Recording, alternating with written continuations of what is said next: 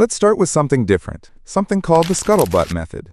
Now I know, it sounds like a pirate term or maybe a new fitness routine, but in the world of investing, it's actually one of the most powerful tools you can use, and all it requires is curiosity, conversation, and a little detective work. Imagine you're trying to figure out whether a local restaurant is worth investing in. Would you only look at their balance sheet or sales chart? Or would you also talk to the chef, the waiters, the suppliers who deliver the vegetables, the customers eating there, and maybe even the guy who owns the place? That's exactly what Philip Fisher suggests in his legendary book. The scuttlebutt method is about gathering real-world, on-the-ground information, talking to people in and around the company you're interested in. It's like corporate gossip, but with a purpose. You're piecing together the truth about a business from the people who actually interact with it. Philip Fisher used this method to legendary effect. Long before Google, LinkedIn, and Glassdoor made it easy to peek inside a company, Fisher was making calls, visiting offices, and asking deep questions. He believed that the truth about a company's future didn't lie only in numbers. It lived in how people talked about it, how it treated its employees, how its suppliers respected it, how loyal its customers were. Let's say you're interested in investing in a new tech startup. The numbers look decent, but when you do some scuttlebutt, you call former employees, browse forums, talk to vendors, you hear consistent grumbling. The product's half-baked, management keeps pivoting without direction, employees are jumping ship, and customer support is non-existent. That's gold. That's the kind of insight no earnings report will tell you, and it might save you from a bad investment. Now flip it around. Maybe you look into a quiet, under-the-radar manufacturing company. Its numbers are stable, not flashy. But your scuttlebutt reveals glowing reviews from suppliers, zero employee turnover, a long waiting list of customers, and competitors who grudgingly respect it. The beauty of this method is that anyone can use it. You don't need a finance degree or insider access. You just need curiosity, a phone, maybe an email address, and the guts to ask questions. Here are a few of the people you might talk to during your scuttlebutt research. Customers. Are they loyal? Do they recommend the product or service? Do they feel the company listens?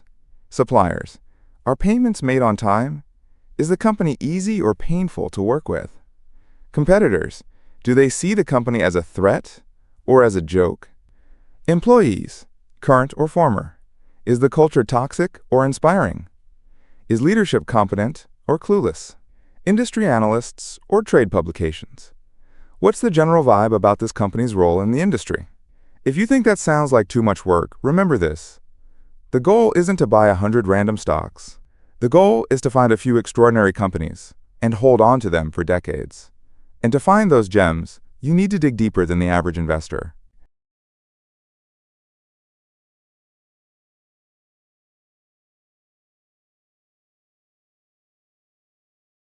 What makes a company worth investing in? Fisher's famous 15-point checklist, a no-nonsense filter to separate the truly great companies from the financial zombies. 1. Does the company have products or services with sizable market potential? If the company is in a niche so small that even Google Maps can't find it, skip it. Fisher wanted companies that solve big problems, serve large markets, or have the ability to expand dramatically over time. Does management have a determination to develop new products or processes? Innovation isn't optional. If a company isn't pouring brainpower and money into research and development, its lunch will eventually be eaten by someone who does. 3. Is there a strong R&D organization proportionate to its size? It's not enough to have a lab. Fisher wanted to see a committed, effective R&D operation. He understood that sustained innovation was the lifeblood of future profits. 4. Does the company have an above-average sales organization? A brilliant product with weak sales is like a Ferrari with no tires. Salespeople are the oxygen that keeps a business breathing. Fisher respected sales teams that didn't just push products. They educated, solved problems, and built relationships. 5. Does the company have a worthwhile profit margin? Low-margin companies can't survive storms. High margins are a sign of competitive advantage, customer value, and operational excellence. It also gives the company breathing room to invest, grow, or survive tough times. 6. What is the company doing to maintain or improve profit margins? Resting on yesterday's margins is lazy. Fisher looked for companies that constantly examined costs, improved processes, and kept an eye on long-term efficiency. 7. Does the company have outstanding labor and personnel relations? Employees aren't just line items. Happy, motivated workers mean better products, smoother operations, and fewer nasty surprises like strikes or high turnover. Fisher wanted companies where people genuinely wanted to work. 8. Does the company have outstanding executive relations? The C-suite isn't a soap opera. Companies run best when executives respect each other, communicate clearly, and are aligned on goals. 9. Does the company have depth in its management? If the entire business falls apart when one person retires or gets hit by a golf cart, it's not a business. It's a bottleneck. Fisher preferred teams, not lone wolves. A great business should run smoothly even if the founder is off hiking in Patagonia. 10. How good are the company's cost analysis and accounting controls? Surprisingly, many companies are flying blind. They don't truly understand their costs or margins. Fisher wanted businesses with crystal clear internal controls. If management doesn't know where the money goes, neither will you.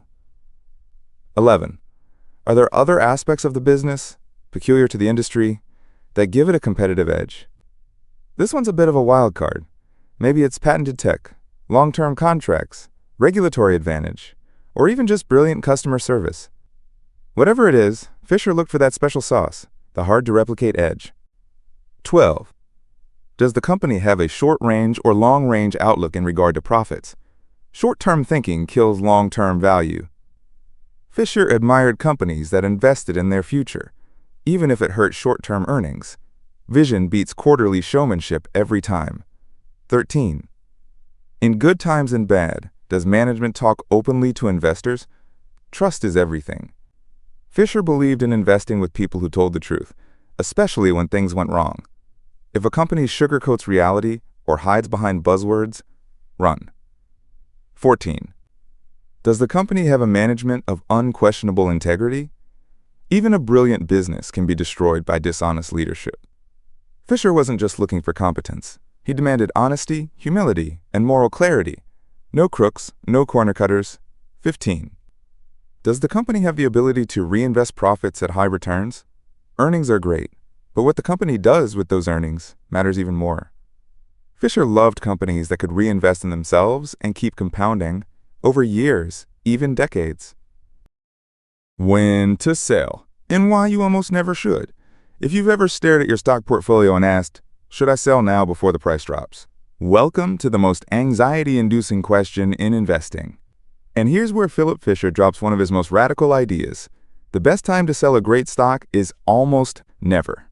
Yes, that's right, almost never.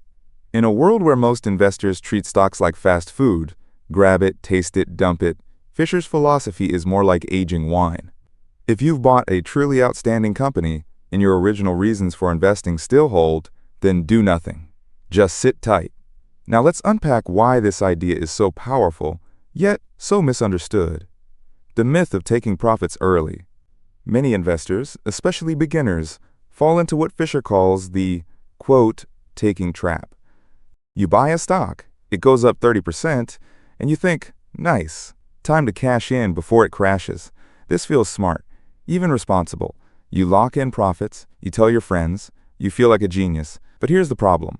If the company still has strong fundamentals, great management, and a long runway for growth, then you've just traded a compounding machine for a temporary ego boost. Fisher argues that truly great companies often continue growing far beyond what most people expect. If you sell early, you might enjoy a few short-term wins, but you miss out on the monster gains that come from long-term compounding. He gives this example. Suppose you invest in a company that doubles in 5 years. Nice, right? But what if it doubles again in the next 5, and again in the 5 after that? That's how fortunes are built. So when should you actually sell?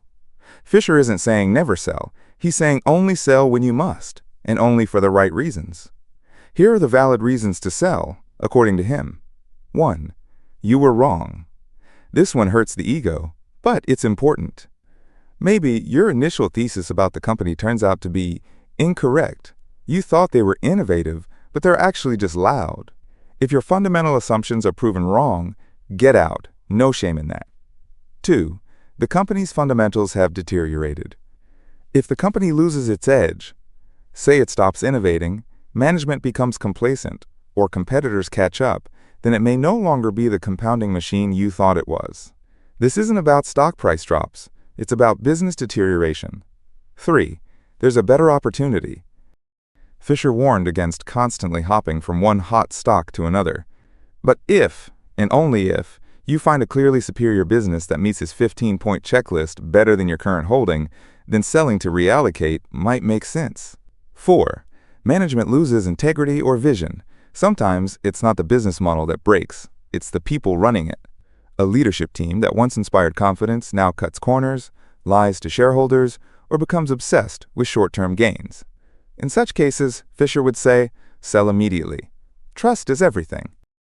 Most investors treat diversification like a safety blanket. The more stocks you own, the safer you are. Philip Fisher disagrees. To him, owning too many stocks isn't smart. It's lazy and dangerous. When you hold 30 or 40 stocks, you can't possibly understand them all deeply. You're no longer an investor. You're a part-time portfolio babysitter. Fisher calls this diversification, spreading your money so thin that it dilutes your best ideas and clutters your thinking. Fisher's approach? Own a few great businesses you understand inside out. 5 to 10 well-researched stocks are enough if you've done the work. That means using the scuttlebutt method, applying his 15-point checklist, and knowing the company like you work there. This concentrated approach isn't reckless, it's focused conviction. If you found a world-class company with visionary leadership, strong margins, and long-term growth potential, why only put 1% of your portfolio into it? Over-diversifying often means filling your portfolio with meh companies just to feel safe. But here's the twist. Real risk comes from ignorance, not concentration. If you know what you own and why, you're safer owning fewer stocks, not more.